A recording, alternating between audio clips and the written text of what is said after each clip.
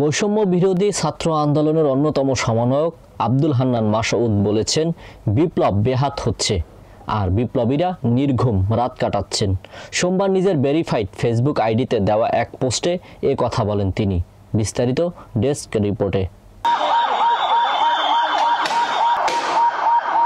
আওয়ামী লীগের দীর্ঘ ১৬ বছর শাসনের সমাপ্ত হয় জুলাই আগস্ট গণ অভ্যুত্থানের মাধ্যমে। এই আন্দোলনের নেপথ্যের সমন্বয়করা বিভিন্ন সময়ে সামাজিক যোগাযোগ মাধ্যমে দেশে চলমান বিভিন্ন বিষয় মন্তব্য করছেন। এসব স্ট্যাটাস অনেক সময় পুরো দেশে জুড়ে আলোচনা হচ্ছে, এমনকি বিদেশেও সরব।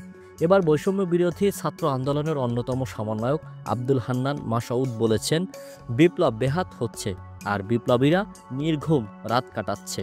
সোমবার নিজের ভেরিফাইড ফেসবুক আইডিতে দেওয়া এক পোস্টে তিনি কথা বলেন। গত ৫ অগস্টের পর আলোচিত সমালোচিত সব বিষয় নিয়ে সরব থাকতে দেখা গেছে বৈষম্য বিরোধী ছাত্র আন্দোলনের এই অন্যতম সমন্বয়ক আব্দুল হান্নান মাসউদকে। এবার বিপ্লব ব্যাহত হচ্ছে বলে গভীর উদ্বেগ প্রকাশ করেছেন তিনি। হান্নান মাসউদ আরও লিখেছেন, লড়তে প্রস্তুত, তবে লড়েই যাব, এ পথ তবে একা পাড়ি দিব। ভাবছি আর কতবার জীবন বাজি রাখলে এদেশের মানুষের মুক্তি মিলবে, আর কত তাজা প্রাণ বলি দিলে তবে স্বাধীনতা মিলবে।